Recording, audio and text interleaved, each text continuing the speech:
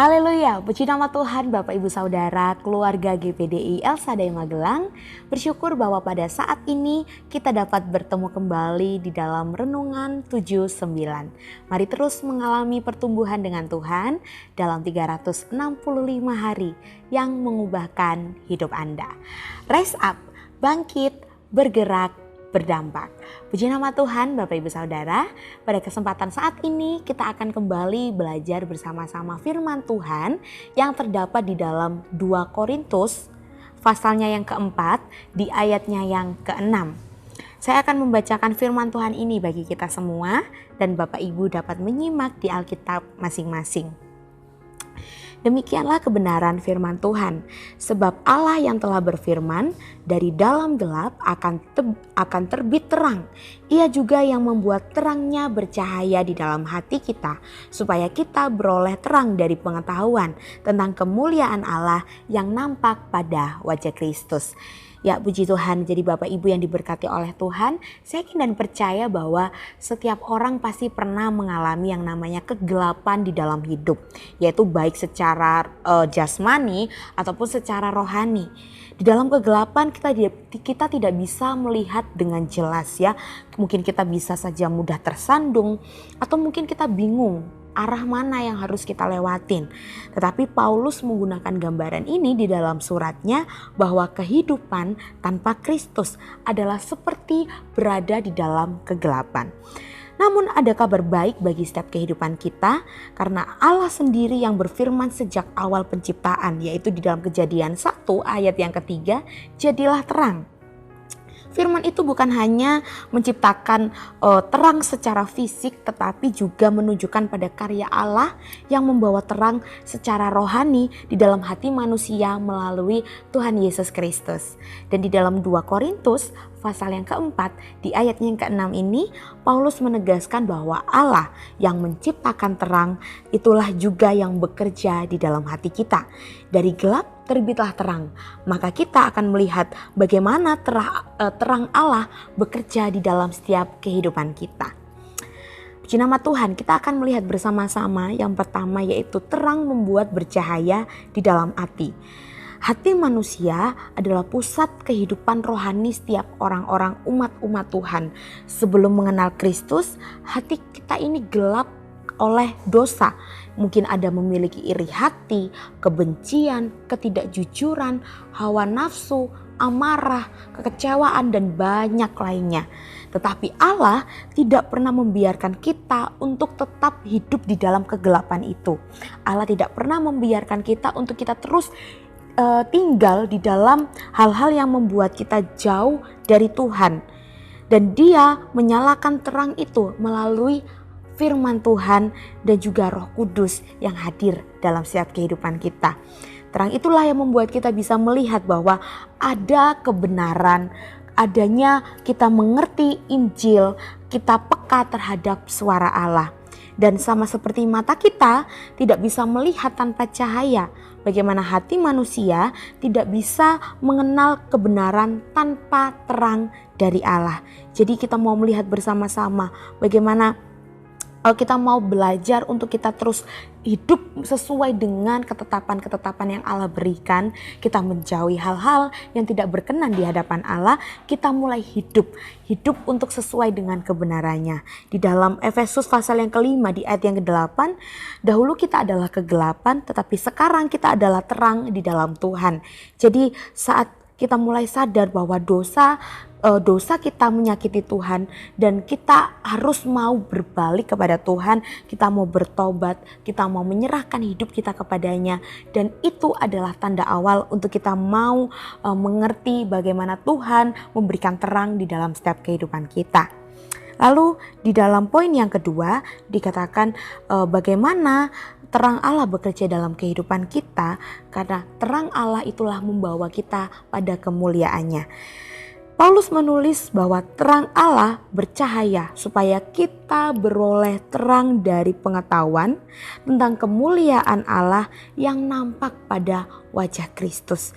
Artinya tujuan utama Terang Allah itu bukan sekedar membuat hidup kita nyaman atau lebih baik, tetapi membawa kita kepada pengakuan dan penyembahan akan Allah. Semakin kita hidup di dalam terang, semakin orang lain bisa melihat Kristus melalui setiap kehidupan kita. Dan akhirnya bukan kita yang dimuliakan, tetapi Allah kita lah, Tuhan Yesus Kristus, itulah yang dimuliakan. Jadi ketika Allah memberikan terang dalam kehidupan kita, tidak heran bagaimana orang-orang di luar sana akan melihat kita penuh dengan kemuliaan Allah. Karena kita terus mencerminkan pola hidup, mencerminkan karakter-karakter Kristus di dalam kehidupan kita. Ketika kita mau mengenal, ketika kita mau mengalami Kristus dalam kehidupan kita, maka kita akan menjadi serupa dengan Kristus. Karena di dalam Matius pasal 5 di ayat yang ke-16 dikatakan, terang kita bercahaya supaya orang melihat perbuatan baik kita dan akhirnya memuliakan Bapa di surga. Jadi kita dapat melihat bersama-sama ketika terang yang sudah menyinari hati kita ya akan secara otomatis memancar keluar dan menuntun kita untuk kita dapat memuliakan Allah. Jadi dari hati yang bercahaya lahir hidup yang memuliakan Tuhan. Dan kita mau belajar bersama-sama untuk kita dapat mengaplikasikan dalam setiap kehidupan kita.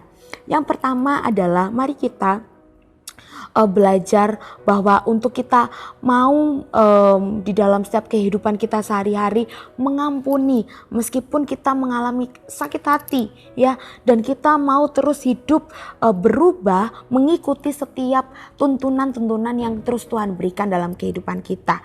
Karena hidup yang memuliakan Tuhan adalah hidup yang mengikuti setiap ketetapan-ketetapan yang Tuhan berikan dalam kehidupan kita. Dan mari kita juga mau terus hidup sebagai pribadi yang terus dikenal dengan memiliki sifat-sifat yang Allah miliki, sifat-sifat yang Allah berikan dalam kehidupan kita, sehingga kita dapat meneladani terus setiap perbuatan-perbuatan Allah di dalam kehidupan kita. Jadi Bapak Ibu yang diberkati oleh Tuhan, di dalam 2 Korintus pasalnya yang keempat di ayatnya yang ke-6 ini mengingatkan kita bahwa Allah yang berkata, "Jadilah terang," adalah Allah yang sama yang menyalakan terang di dalam hati kita. Terang itu bekerja dengan 2 cara, yaitu yang pertama, terang itu membuat hati kita bercahaya karena kita mengalami perubahan hidup kita dari yang gelap akhirnya berubah menjadi terang.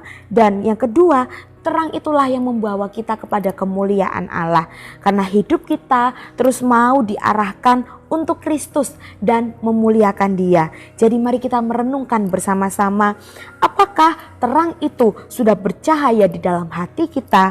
Apakah hidup kita sudah menjadi pantulan kemuliaan Allah?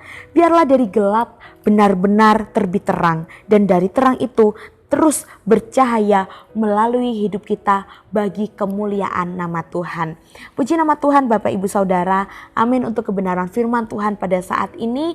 Kita mari terus kita belajar untuk kita terus menghidupi setiap kebenaran-kebenaran firman Tuhan, dan kita akan terus bertumbuh di dalam iman kita, dan akhirnya kita dapat terus memancarkan kemuliaan Tuhan di dalam setiap kehidupan kita. Terima kasih Bapak Ibu Saudara telah mengikuti renungan 79.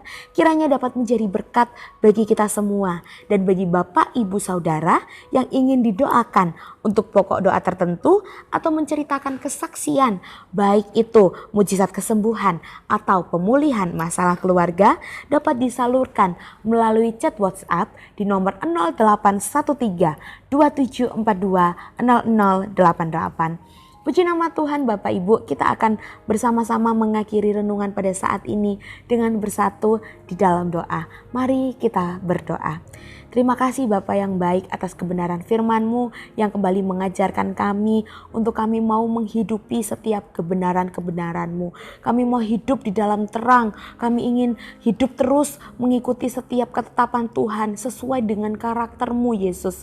Biarlah setiap hal-hal yang tidak berkenan di hadapan-Mu, kami dapat melewatinya, kami dapat menjauhinya, karena kami ingin tuntunan Roh Kudus-Mu yang terus mengajarkan kami untuk kami dapat hidup serupa dengan Engkau.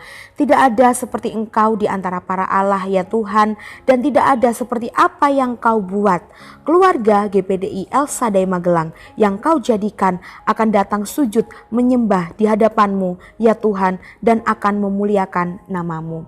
Bersyukur kepadamu Tuhan, Engkau Allah yang esa, Engkau Allah yang maha kuasa. Kami serahkan setiap kehidupan kami di dalam tangan-Mu, hanya di dalam nama Tuhan Yesus Kristus kami telah berdoa dan mengucap syukur. Haleluya, amin.